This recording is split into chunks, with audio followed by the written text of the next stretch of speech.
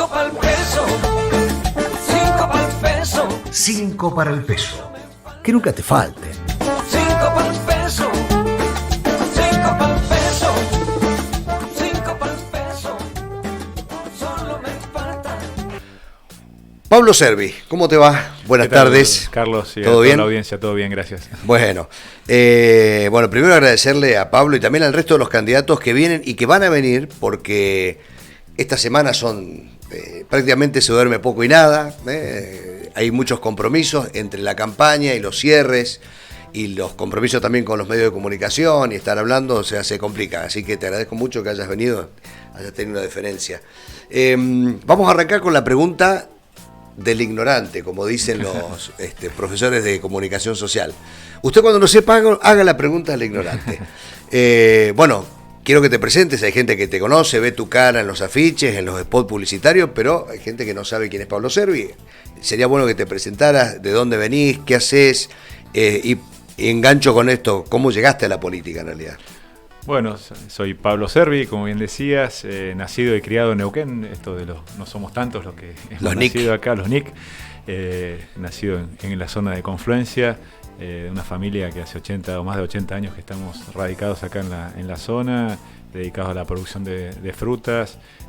De hecho, desde chico que hemos compartido, he estado en esta estancia de lo que hace las empresas familiares, de uno trabajando desde muy chicos, conociendo todas las etapas de lo que hace la producción y al trabajo. Desde muy chicos nos inculcaron la cultura del trabajo, ¿no? Creo que es algo que hoy hace falta y mucho.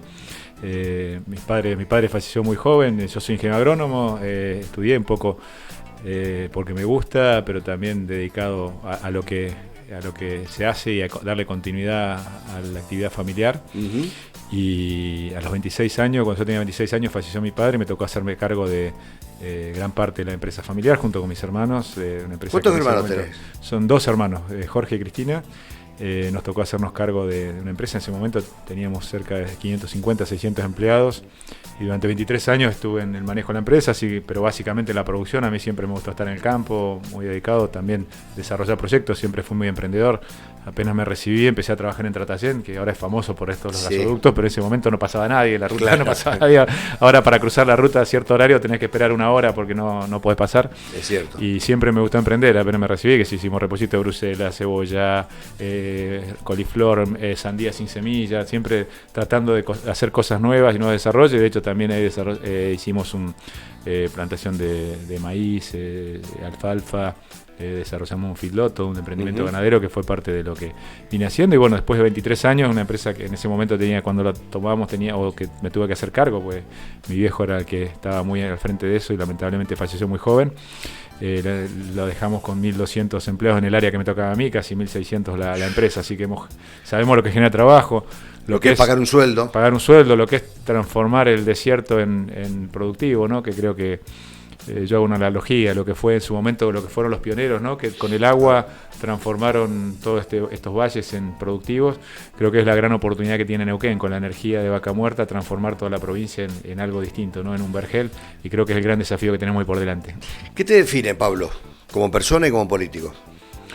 Básicamente que hago lo que siento, me meto en esto. Yo, como te decía, no es por un tema económico, sino justamente porque nos ha dado a mí y a mi familia mucho Neuquén, nos ha dado mucho la región, y de alguna manera por devolverlo, y sobre todo viendo las oportunidades que estamos desperdiciando, ¿no? Neuquén hoy tiene una gran cantidad de ingresos, unas grandes oportunidades, y los estamos desperdiciando, ¿no? Tenemos un serio problema con la educación, con la salud, con la seguridad. Está empeorando la calidad de vida de los neuquinos, y creo que los que conocemos y que queremos que nuestros hijos y nietos se queden acá, tenemos que hacer algo. Y en ese sentido comencé yo en un principio a trabajar, siempre participé en muchas instituciones, en su momento en la CAFI, que es la Cámara de Fruticultores Integrados, donde muchas veces me preguntan, che, ¿y con los sindicatos? Y bueno, ahí negociamos con el sindicato, que no eran fáciles, lo teníamos a López en el de empaque. Y antes Aliaga también, Aliaga, ¿no? Sí, el caso, bueno, los rurales siempre fueron más dialoguistas, y el caso de Stimpra, que de hielo, y negociamos para 35.000 empleados, ¿no?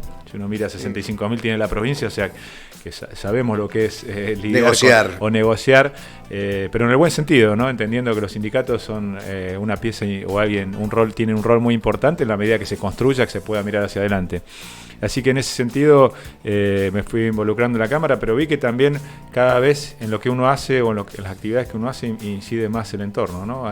La regla de 70-30. Hoy en Argentina, si nosotros pudiéramos empresas o lo que hacemos acá llevarlo a Chile en un helicóptero, andaríamos básicamente en helicóptero y en avión, ¿no? Porque seríamos mucho más rentables, las empresas andarían mucho mejor, y la realidad es que tenemos esa mochila argentina que nos complica.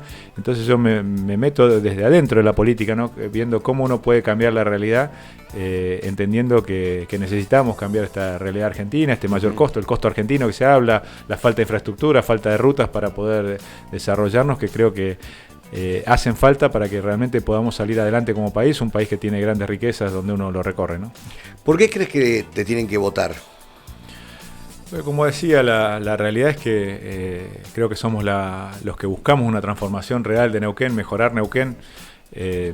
Hoy yo lo que planteo es que nosotros somos la única opción de cambio o de transformación frente a tres versiones del populismo que tenemos enfrente, ¿no? Tenemos el Frente de Todos, el kirchnerismo básicamente, que está hoy copó el Frente de Todos, y tenemos dos versiones del MPN que básicamente también son muy cercanas al kirchnerismo y usan el populismo, usan el clientelismo para hacer política, y entendemos que justamente esto es lo que hay que revertir en Neuquén, transformar, hacer una provincia que sea eficiente en la administración, pero presente también a la hora de brindar los servicios a los neuquinos, ¿no? Dar una buena educación, dar buena salud, brindar seguridad a los habitantes y generar las condiciones para que la actividad privada sobre todo se desarrolle, ¿no? Hoy tenemos una dicotomía y una gran concentración en Neuquén capital y alrededores de la actividad económica y de la población. Y un interior, por ejemplo, Zapala ni se enteró que Neuquén tiene vaca muerta. Hace 20 años estaba mejor que ahora. Tiene altos índices de desocupación, serios problemas con los jóvenes que no encuentran alternativa, no encuentran salida laboral. Y creo que esas son las cosas que tenemos que trabajar si realmente queremos mantener una provincia que sea viable, que tengamos paz social. Creo que tenemos que trabajar en este sentido. Y un detalle, porque tengo mucha gente amiga de Zapala. Tiene un trasandino que nunca se hace y una zona franca que está al 10%. Poquito menos. Sí, ahora se inauguraban una infraestructura, pero a mí me da vergüenza cuando voy a Zapala ya hablar del ferrocarril y de la zona franca, porque son las dos cosas, las expectativas que tiene Zapalino, pero creo que justamente hay que salir de ahí. Tiene grandes oportunidades como nodo de carga, como salida al Pacífico, como agregarle valor, la zona franca como posibilidad dentro de una zona franca, agregar valor inclusive a los hidrocarburos. Había un proyecto hace poco que medio que lo trabaron, inclusive dirigentes nacionales, ¿no? De inyectar gas. Zapala hay mucho gas, Vaca Muerta llega casi hasta Luminé, que se podría inyectar a la zona franca, generar electricidad y con eso minar criptomonedas, que de alguna manera es darle valor agregado y generar dentro de un entorno de zona franca que te quita este costo argentino de impuestos.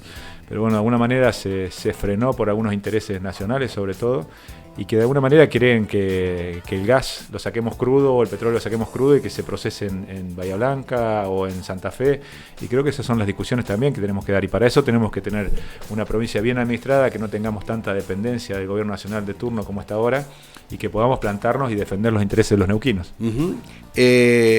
Dijiste, somos la única opción de cambio frente al populismo. Dentro del populismo pusiste las dos versiones del MPN, pero en una de esas versiones hay gente de Juntos por el Cambio que por lo menos hasta hace poco se identificaban con Juntos por el Cambio. Es decir, Juntos por el Cambio abrió una pata populista también acá con este acuerdo que hicieron con Figueroa. Pareciera que sí, porque la realidad es que si vemos Figueroa, cuando él fue vicegobernador, armaba los foros anti-Macri, los foros anticapitalistas, ¿no? y siempre fue identificado con el kirchnerismo. De hecho, se sienta en una banca que es del MPN en el Congreso, yo lo tengo a 6-7 bancas de distancia, y lo veo que vota con el kirchnerismo. Entonces, realmente, si queremos defender los valores que hablamos Juntos por el Cambio, entiendo que no es el camino. Nosotros planteamos realmente una opción transformadora, y lamentablemente algunos dirigentes, ¿no? Porque es una decisión de cúpula, y también con algunos dirigentes de Buenos Aires que ven, yo creo que miran más allá de lo político el negocio de Vaca Muerta. Por eso también nosotros nos plantamos en función de que como neuquinos creemos que tenemos que defender los intereses de la provincia, ya que hay muchos dirigentes nacionales que ven como una molestia la ley corta, ¿no? Que Neuquén decida sobre los recursos, que decida sobre las áreas, que hoy que querramos incidir en la definición de las concesiones de las hidroeléctricas les molesta. Dice, no, son de nación. Inclusive hasta el mismo Parrilli, ¿no? Que es neuquino. Sí, claro. Planteó que en ARSA, la empresa nacional, se haga cargo de la concesión de las hidroeléctricas. Nosotros entendemos que a partir de la reforma de la Constitución del 94 y de la ley corta, los recursos son de los neuquinos, independientemente que pertenezcamos a un proyecto nacional, nos vamos a plantar cuando haga falta frente a la incidencia que quieran tener o que quieran venir sobre los recursos de los neuquinos. Brevemente, dame 3 ejes de campaña. Mañana te sentás, ganás la elección y tenés que sentar en diciembre, tenés que estar en Roca y Rioja. ¿Qué 3 cosas harías de entrada? ¿Viste en esos famosos 90 días de gestión que se dice que lo que no hacen en 90 días, no, después cuesta hacerlo? Te diría que la primera medida tenía que ser el 17 de abril, ¿no?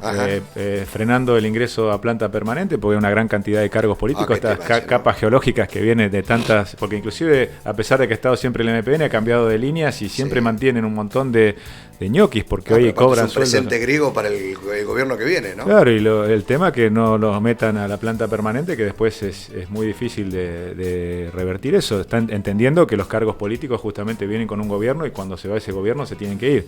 Y por otro lado también pedir una auditoría económica el 17 de abril, porque ya vimos una punta con lo que es desarrollo social, porque hoy no hay datos y justamente es lo que planteamos nosotros, que tiene que haber transparencia en los datos, en las contrataciones, transparencia en la administración del Estado y mostrar los números a la sociedad. Después lo que planteamos es rápidamente tomar medidas para la austeridad en el gasto público. El Estado gasta y mal, paga tarde, paga caro. Entonces, generar la austeridad para que realmente tengamos disponibilidad de recursos después para hacer obras de infraestructura, lo que planteamos, ¿no? Uno lo veía acá con Pechi Quiroga en la ciudad de Neuquén, cómo se hacía obra pública con recursos propios. Exacto. Y hoy Neuquén tiene la posibilidad de hacer eso. De hecho, sería básicamente cumplir la Constitución provincial que dice que las regalías tienen que ser usadas o para diversificar la matriz productiva o para generar infraestructura. Entonces, empezaríamos a cumplir la Constitución, cosa que hoy no se hace, y rápidamente poner en marcha las obras de infraestructura para que el 1 de marzo del 2024 comiencen las clases en tiempo y forma, no como hay hoy 80 escuelas que están con serios problemas de edilicios, y apuntando a que justamente la educación es uno de los pilares de que la provincia se pueda desarrollar, así como también generar los insumos. Hoy no hay insumos para los centros de salud o para los hospitales, ¿no? Entonces, generando rápidamente que se cumpla con los servicios básicos que tiene que hacer el Estado, pero básicamente plantear la austeridad en la administración para ir contando rápidamente con recursos para poder afrontar los otros desafíos. 2 preguntas que tienen que ver con Gutiérrez, del gobierno actual, pues bueno, Gutiérrez viene de 8 años de gobierno. Una cosa que te haya gustado de la gestión Gutiérrez y lo que no te gusta de la gestión Gutiérrez. Creo que si hay algo que reconocerle a Gutiérrez es la capacidad de trabajo que tiene y cómo le dedica horas. Lo que sí es lo que veo que han sido gobiernos de transición, ¿no? Pechi decía que había gobiernos de transición y gobiernos de transformación.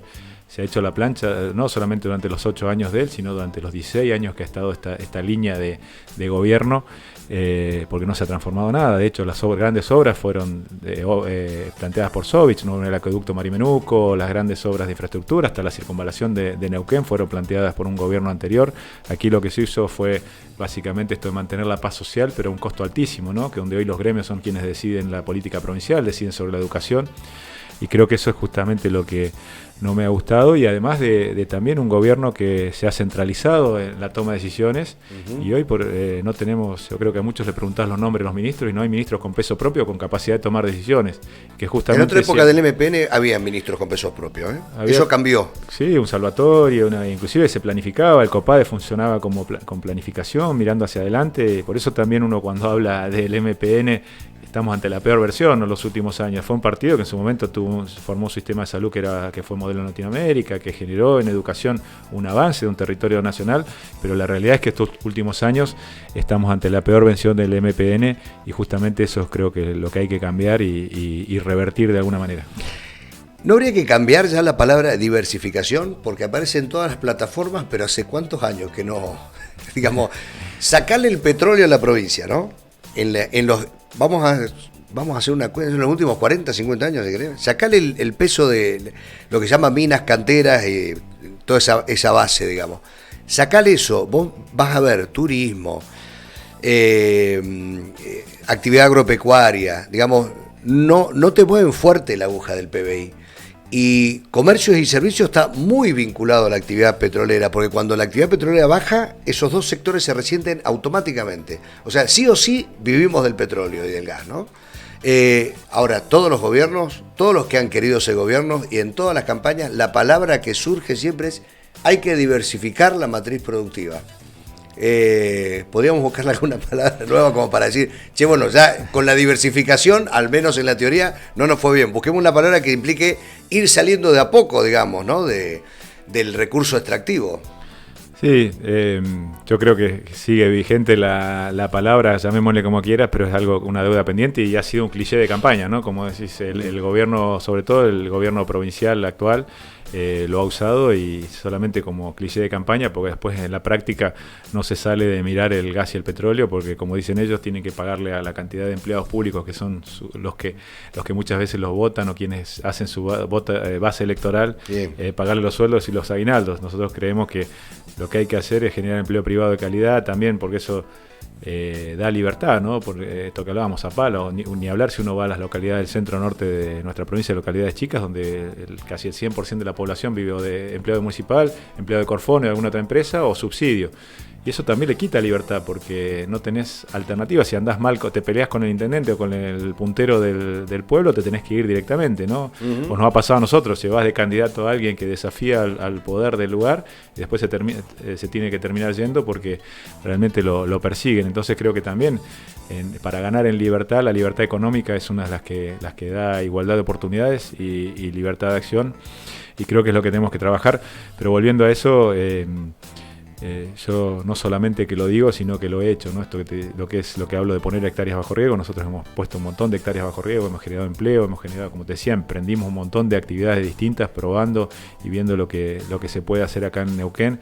Así que también tenemos la experiencia. También Jorge Taylor, que me acompaña en la fórmula, es alguien que ha emprendido. La verdad que es un placer hablar con él, porque todos los días te enterás algo distinto que ha hecho, ¿no? Que ha emprendido, que tuvo empresa de camiones, que hizo distintos emprendimientos, que viajó por el mundo, que realmente conoce mucho, y creo que esa experiencia la podemos trasladar justamente en esto que necesita Neuquén. Los visionarios, los empresarios realmente suelen vender, no sé si es la palabra adecuada, el futuro. De hecho, vos tenés un libro que habla del futuro. Te he visto con remeras que dice futuro. Mi pregunta es, ¿cómo te llevas con el presente y si crees que la gente puede tener esta noción clara de hacia dónde va la provincia y ve el futuro o intenta ver el futuro? Yo creo que ahí está el gran desafío de Neuquén, porque creo que hoy la desconfianza y básicamente la desconfianza es lo que hace que no miremos hacia el futuro, no querramos dejar algo apostar a futuro. Ajá. Si uno ve, mi abuelo, por ejemplo, fundó la empresa cuando tenía 67 años, era para los hijos y para los nietos, ¿no? Hoy creo que cada uno piensa cómo agarro mi parte de vaca muerta hoy, y uno lo ve en las discusiones, y cuando estuvo el conflicto de salud, cuando le preguntan de dónde va a salir, y dice, bueno, de endeudamiento y de las regalías, ¿no? Y se le da una sonrisa. Entonces cada uno quiere ver qué parte agarro de lo que entra a Neuquén, porque si no se lo lleva a otro. No confío en que el otro lo cuide.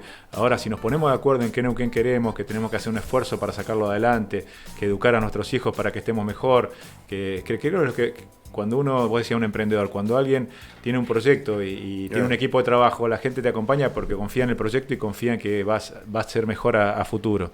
Y creo que eso es lo que tenemos que buscar hoy, y para eso se necesita confianza, se necesita transparencia, no que estén quienes se la quieran llevar, o que vayan o se metan en la política por el negocio. Y hoy una tensión, y lo vemos, la tensión que existe inclusive hoy en las elecciones en distintos lugares, los grupos económicos y grupos de poder que están jugando justamente para ver quién se queda con su parte. Y la realidad es que creo que tenemos que poner por delante a Neuquén, y en la medida que generemos confianza, esa visión de futuro, creo que ahí podemos llegar a empezar a crecer y a mirar un poco más adelante que el día a día, ¿no?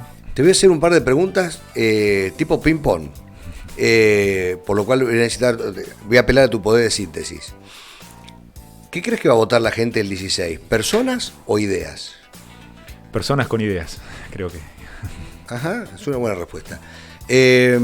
¿Con quién no te sacarías una foto hoy? Bueno, hoy o nunca. Dentro de la política, está claro. Generalmente no tengo problema, pero con los traidores, ¿no? Con eso sí. ¿Con eso no? No. Pero cuando hablas de traidores, ¿de qué traidores? ¿De los que estaban en Juntos por el Cambio? ¿A eso denominás traidores? Sí, aquellos que son traidores, sí, que o decían una cosa y de un día para otro se dan vuelta, ¿no? Panqueques. Sí, panqueques, traidores, básicamente, la palabra. Te mirás al espejo y ¿qué ves, Pablo Serví? Y hoy alguien con convicciones, con ganas de cambiar realmente la realidad, ¿no? ¿Harías otra campaña con una manzana en la cara? Creo que esa fue una etapa, ¿no?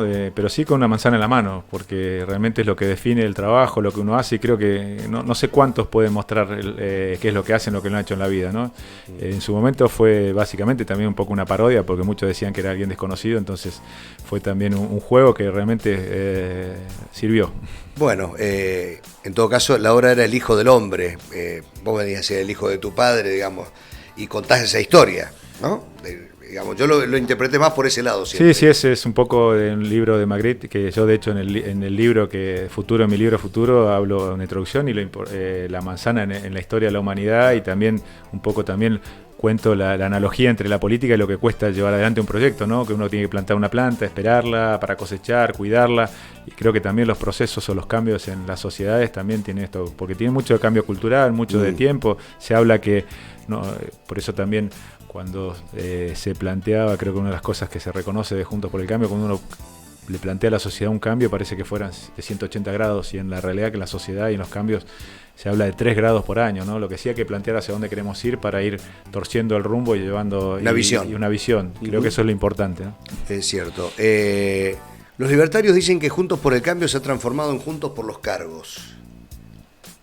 Y bueno, también es la antipolítica, ¿no? Lo que plantean los libertarios. Yo en este caso, lo que te contaba antes, yo me meto porque creo que la política es la herramienta de transformación. Lamentablemente quienes la han ejercido, la ejercen, la han denostado, pero si uno ve en la época de los griegos, la política o llegar a la política era una virtud, ¿no? Una realización personal, alguien que tenía una trayectoria. Y de última, los libertarios, lo que estoy viendo es plantean sí un rechazo a la sociedad, pero después la terminan, casta, claro. Hablan de la casta, pero después, ¿a quién en Tucumán? ¿A quién fueron a buscar? El hijo de Bussi. Están buscando a los hijos de Patti en la provincia de Buenos Aires, están vinculándose con los varones del conurbano para que le armen en la provincia de Buenos Aires.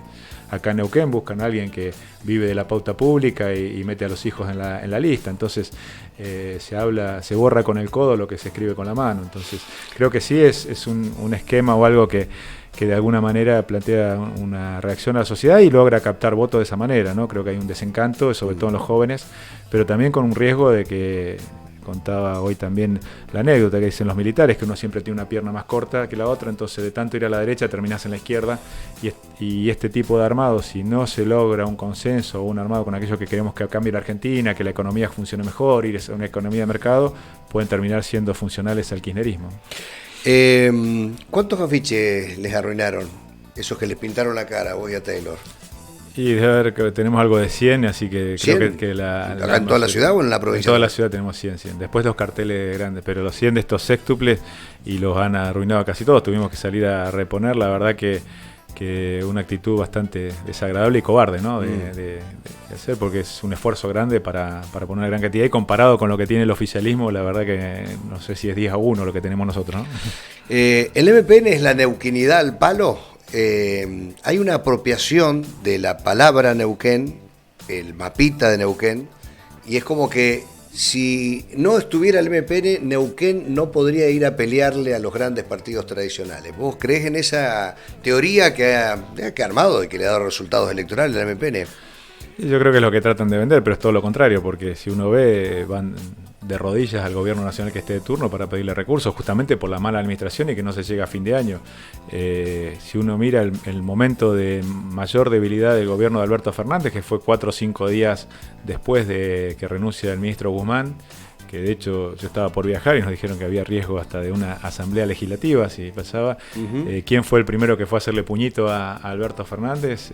Nuestro gobernador, ¿no? En una situación de debilidad, creo que todos le esquivan y bueno, tenés que ir porque tenés que cumplir para que te den la platita que necesitas a fin de mes. Entonces, ¿de qué neuquinidad hablamos cuando tenemos que ir de rodillas a pedir eso, ¿no? Yo creo que para eso, haciendo una buena administración, y como te decía, nosotros ahora nos plantamos a referentes nacionales, a expresidente, ¿no? A gente pesada dentro del espacio Juntos por el Cambio, pero para defender lo neuquino, porque entendemos que están queriendo avanzar. Hay algo más allá del armado que es solamente lo político, sino que venir por vaca muerta.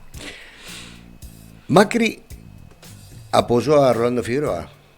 Y ahora se blanqueó, porque lo negaban. Ese es otro tema, ¿no? Nosotros siempre lo dijimos la verdad, y ahora se blanqueó en los videos que hace de apoyo, porque hasta el mismo Figueroa negaba ese apoyo, y que ha habido reuniones que las han negado, ¿no? Entonces, ahora se blanquea. ¿Es una decepción para vos como dirigente político esto? No, porque lo sabíamos desde el año pasado, esto que ha pasado y que viene atrás. Ahora lo que hicieron es blanquearlo, pero justamente también de cara a la sociedad, lo que nosotros decíamos y nos decían que no era así, esto no hace más que blanquearlo. Y como digo, que evidentemente hay intereses que van más allá de lo político en esto de los armados electorales que se han hecho, ¿no? Juntos por el Cambio, y apelo a una vieja frase radical, ¿se dobla o se rompe? ¿O ya está roto? No, yo creo que Juntos por el Cambio, y en ese sentido hemos tenido respaldo de las autoridades nacionales, y por eso nos quedamos con el nombre, porque había una legalidad. A ver, hay que decirle a la gente que estas diferencias que han tenido en el seno Juntos por el Cambio, que algunos les ha hecho dispararse para un lado, otro para otro, la han tenido en varios distritos, digamos, ¿no? Mendoza, por ejemplo. Sí. A ver, por eso te pregunto, ¿qué ves vos como dirigente radical de toda la vida? ¿Qué puede pasar con todas estas decisiones, estos acuerdos políticos? Porque realmente las elecciones dejan vencedores, vencidos. Y nosotros, ante la teoría de algunos de que que el fin justifica los medios, preferimos que se rompa y no que se doble, pero básicamente sosteniendo nosotros dentro siempre Juntos por el Cambio y apelando a la legalidad y al reglamento que se puso de la Mesa Nacional. Por eso nos terminan dando la razón y manteniendo el nombre nosotros de Juntos por el Cambio, porque había una legalidad, una regla de juego que acá no se respetaron. 4 dirigentes decidieron que se iban al otro lado. Es una decisión de cúpula que ni siquiera la militancia, porque te diría que más de la mitad, o que lo han expresado en estos días, las juntas promotoras del PRO de muchas localidades no apoyan esto. Y tampoco, cuando se habla de Juntos por el Cambio, ¿no? El PRO tiene 2.000 afiliados, sobre 86.000 votos que tuvimos en el 2021, cuando yo fui como candidato a diputado nacional. Si sumamos los afiliados de todos los partidos, son 16.000 sobre 86.000 votos que tuvimos. O sea que el electorado no come vidrio y las decisiones cúpulas generalmente no funcionan bien, y hoy hay una gran cantidad de aquellos que apoyan a Juntos por el Cambio que están con nosotros. Dice un refrán, y con esto ya casi nos vamos despidiendo, que una palabra no dice nada, pero al mismo tiempo lo esconde todo. Hay una famosa película con ese tema. Definime en una palabra, esto que te voy a pedir a vos se lo voy a pedir también al resto de los candidatos, pero una sola palabra tenés que definir los nombres de la política que yo te voy a dar ahora. Jorge Zapaga. El hombre en las sombras. Omar Gutiérrez.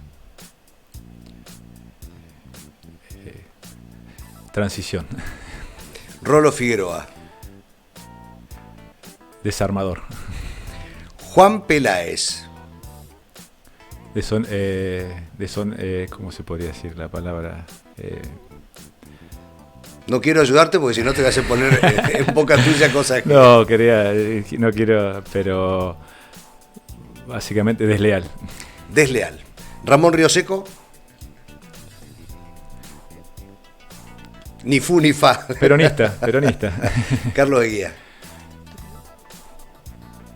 Personaje. Bueno. Decime si alguna vez te faltaron 5 para el peso. Sí, seguramente, sí. ¿En qué momento de tu vida? ¿Te acordás? Y cuando éramos chicos, sí.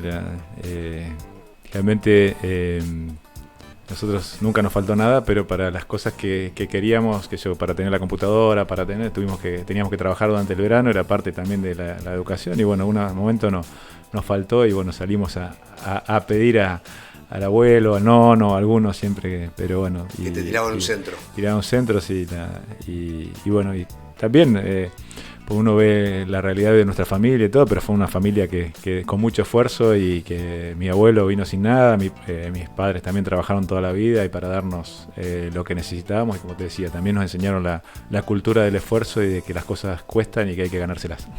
¿El 16 comienza el cambio en Neuquén? Estamos confiados que sí, que los neuquinos, hay más de la mitad de los neuquinos que plantean que quieren un cambio, así que esperamos que eso se traslade o se vea reflejado en las urnas, y entendemos que van a dar esa señal los neuquinos. Tengo una pregunta de la gente, y con esto me despido. Hablaste recién, cuando te pregunté por Jorge Zapaga, que era el hombre en las sombras. Los dirigentes de Juntos por el Cambio que están con Figueroa, dicen que precisamente cruzaron el charco porque el armado de Juntos por el Cambio lo financia Jorge Zapanco. Es de las tontas cosas que... ¿Escuchaste eso, no? Sí, sí, de las tantas cosas que dicen, así como hay cuestiones que me achacan. Pero bueno, yo también le preguntaría que si no es que de alguna manera se dieron vuelta o qué hacía el otro día un gran referente o de los que estaba detrás del armado de Figueroa sentado en la mesa de familiar del MPN, ¿no? Entonces, ¿qué es lo que hay detrás de eso, ¿no? Pero bueno, es parte de la dialéctica y las cuestiones que usan o que usaron para tratar de denostar, así como meterse con cuestiones personales, que creo que también en eso, por eso digo que una cosa, en la batalla política normalmente hay códigos y bueno, algunos de los que estaban con nosotros, pero creo que básicamente incentivados copiaron las prácticas de algunos que ya lo han mostrado en otras campañas, de que hacen la campaña sucia a su forma o de tratar de denostar la forma de buscar ganar al rival en vez de hacerlo con ideas y con propuestas, que creo que justamente en el abanico que tiene, si dicen una propuesta se le enojan los de izquierda, y si hacen otra propuesta se enojan los de derecha, entonces optaron por la agresión y este tipo de descalificaciones y tratando de endilgar cuestiones para justificar o querer que Juntos por el Cambio directamente no estuviera representado, porque si hoy no estuviéramos nosotros con la candidatura, directamente quedaría un vacío en el espacio que representamos y estaríamos dentro de una interna del MPN y con riesgo de desaparecer a posteriori, ¿no? Gracias por estar en el programa, Pablo. Como siempre, muy amable por tu tiempo y, bueno, suerte para las elecciones del 16. Ya falta poquito, ¿eh? Sí, ya estamos en la recta final. Así que muchas gracias por siempre tenernos en cuenta y por favor, brindarnos el espacio. Gracias. Pablo Servi, candidato a gobernador por Juntos por el Cambio, aquí en 5 para el Peso. La última pausa y ya venimos para el adiós final.